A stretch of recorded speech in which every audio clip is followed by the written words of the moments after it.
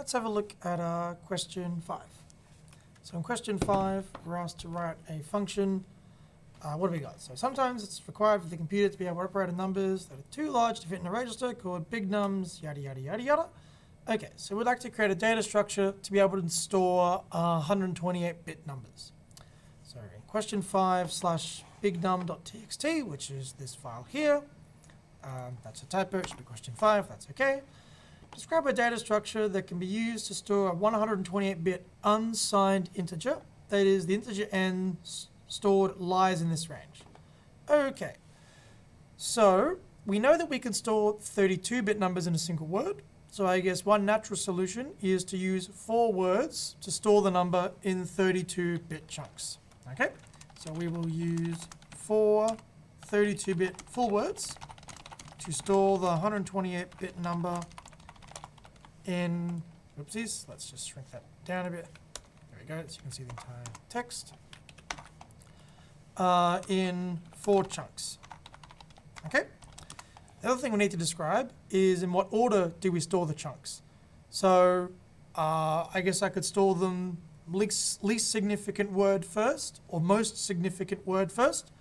I'm going to store it least significant word first, little endian, because 1, it'll be easier for us to write the next questions with, and 2, it's sort of the natural way to do it because the dev board already uses little endian for other storages. So we store the chunks little endian,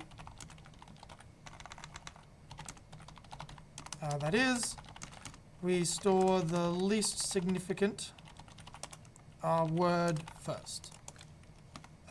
And then all 4 words are stored in the consecutive place in memory. Stored consecutively in memory. And then when we want to actually use a big num, we don't pass all 4 numbers. We basically pass an address to the first chunk of the big num in memory.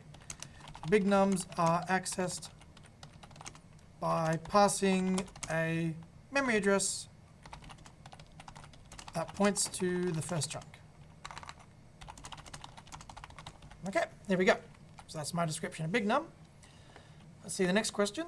Second part, to demonstrate data structure, show how the following number would be encoded using your data structure. Okay, so what I'll do is I'll write that number out in full. So we're storing it here. So put an encoding of the number 0x1 and then 8 zeros and then 1. So I'll write that number out in full actually in a comment. So it's going to be 0x, a bunch of zeros, so 1, 2, 3, 4, 5, 6, 7, 8. And then the number 1, 1, 2, 3, 4, 5, 6, 7, 1. And then another bunch of zeros. And then another 1, 1, 2, 3, 4, 1, 2, 3, 1. Okay, so this is the number that we're storing. So I'm going to store that in little endian order. So I guess it's going to be dot word, this number first. So 0x that. And this number second. 0x that. And this number third. 0x that. And then this number last. Okay? Cool. So this is an example of me storing this particular number as a 128-bit int with respect to my choice of data structure. The keen amongst you could realize I could write this a little bit simpler. I could just write this 1, 0, 1, 0. Doesn't matter. These are the same thing. I think it's sort of nicer to sort of write it out in full because then you can see exactly what's going on, that each chunk is a full word in size, but it doesn't really matter. Okay, so that's my encoding represented. Question 5, src/main, write a function add big num. It takes 3 inputs. So it takes the memory address of a 128-bit unsigned integer, another memory address, and then R2 is where it will store the result. Okay? So what we've got to do is we've got to work out how to add 2 big nums. Well, to think about that, how do I add regular numbers that are too big for me to deal with? So now I add, like manually by hand, say 34 plus 45. In fact, maybe I'll get my tablet out for this one. Whoops. There we go. So let's suppose I want to add numbers by hand. Well, I'm sort of too stupid to add 3-digit numbers. They're too tricky for me. But I can certainly add single-digit numbers. Suppose I wanted to add 617 to, I don't know, 298. These numbers are too big for me to add, but I can add single digit numbers. So how do I do this? I'll look at the units place. 7 plus 8 is what, 15? So I write the 5 and then I carry the 1. 9 plus 1 is 10, plus 1 is 11. So I write the 1, carry the 1. 6 plus 2 is 9, 6 plus 2 is 8, carry 1 is 9. Okay? So I can add 3-digit numbers by knowing how to just add 1-digit numbers. This is going to be a similar sort of trick. So we'll let x be a 128-bit number, and it's going to be chopped up into 32-bit chunks because the dev board knows how to add 32-bit numbers. Here's my other number y, again in 32-bit chunks as a 128-bit number. And I want to compute x plus y.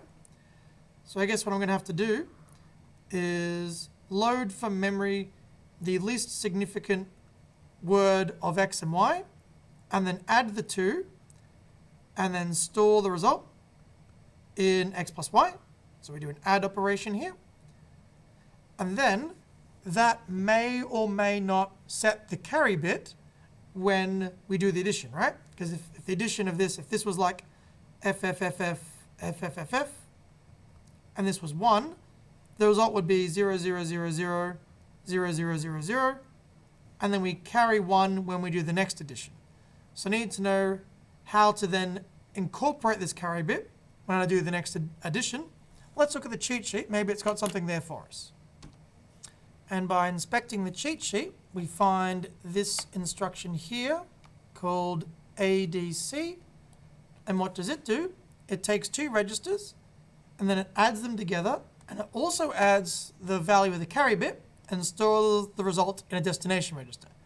So this will allow us to do 128-bit add for doing a bunch of 32-bit adds, bringing the carry bit along with us.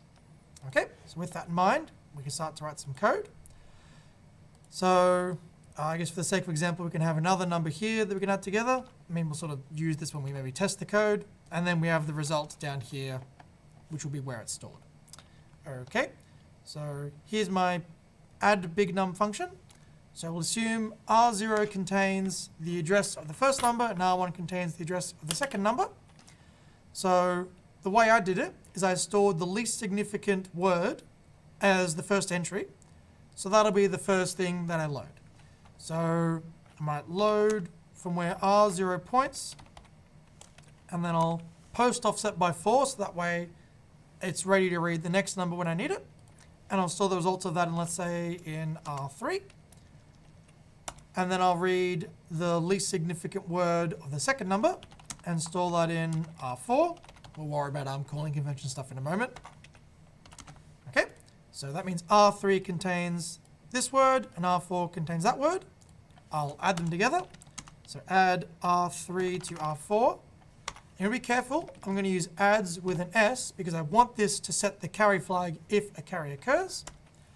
And then where am I going to put the result? I guess I'll put the result in another register. I guess I could put it back in R3, that's fine. And then I can store R3 into where R2 points. So actually this should be R1, sorry. So we read the first word of the first number, the first word of the second number, add them together, and store it back in the first word of R2. So store R3 where R2 points, post offset by 4, so they all move to the next word. Okay? And so now we basically got to do this 4 more times. But on the second time we do it, I don't want to do an add. I want to do an add with carry, because if this add changed the carry bits, then I want the second add to incorporate that. Also, I'd better check nothing in between, change the carry flag. Stores and loads don't affect the carry flag, so that's all good. So we had with carry, and then I just got to do that 2 more times. There we go. So this will add all the words together.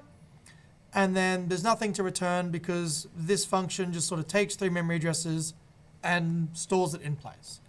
So I could then test that this function works by giving some silly numbers here. So I might pick some numbers that cause an overflow, a carry. So I might put FFFF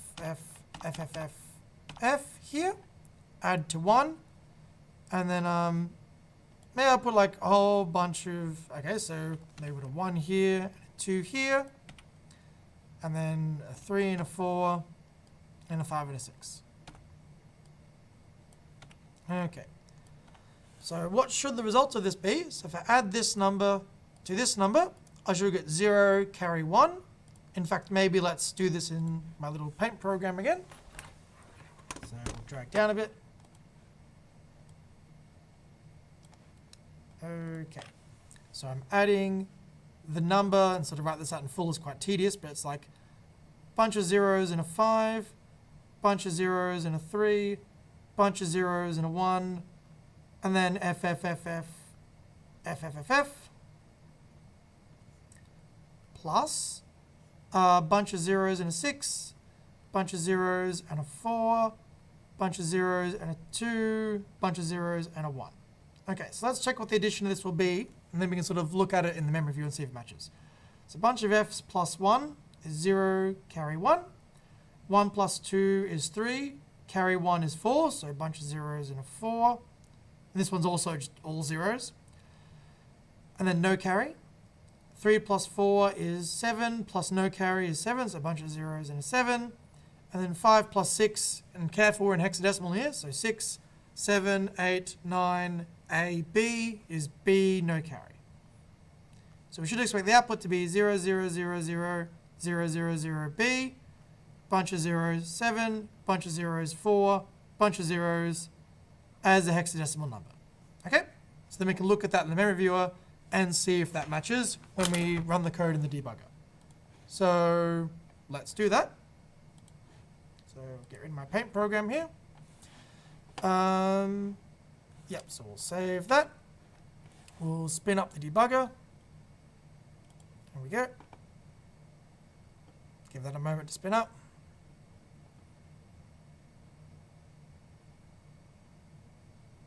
It's having a good think. And I forgot I don't have my board plugged in, of course. So we'll switch to the emulator and give it another go. Okay, cool. So we load these addresses into R0, R1, and R2. So let's check the registers. And let's change these values to hexadecimal because that's easy to understand. And there we go. Okay, conveniently, each of the 128-bit numbers takes up exactly 16 bytes. So that means they're 0x10 apart. So if I look in the memory viewer, I should be able to see them all. So look at memory address 0x2, 1, 2, 3, 4, 5, 6, 7. And I want to look at exactly 0x30 bytes. Then this is the first number. Again, it's kind of stored backwards because little endian nonsense. So it's all the F's. That's the 1. That's the 3. That's the 5. And then we have the next number. 1, 2, 4, 6. So then what's the answer we should get? B740, but stored backwards. So we should get 047B. Okay, so let's step through the code and see if that's actually what happens. So we call the addNum function. It loads into R3 the least significant word, which is all F's. In this case, it's displaying it. That's unfortunate. It's displaying it as a signed number, which is -1, but you can pretend that's supposed to be all F's. Can we put that in hex? Oh, cool, there we go. And then we load into R4 the smallest word of the second number, which is 1, and so it is. We add R3 to R4 and store it in R3, so that should be 0, and it should cause the carry flag to be set, and it is. That's good. Carry flag set to 1. We store the result back, so we store a 0. Excellent. So now we do the next one. So we load the next number, which is a 1. So we get a 1 here. That's good. Load the next number, the second part of the second number, which is a 2. 1 plus 2 is 3, plus the carry bit is 4. So our 3 should have a 4 in it, and it does. And then we store the 4 back. And there's the 4 there. And then we do that 2 more times. So 3 plus 4 plus no carry is 7. Store a 7. And then 5 plus 6 plus no carry is B. And then we store the B back. 047B. Cool. That matches. That's doing the right thing. So I know this function is working correctly. And is that all there is to this question? Yep, looks like it. Cool. So that's how you do question 5.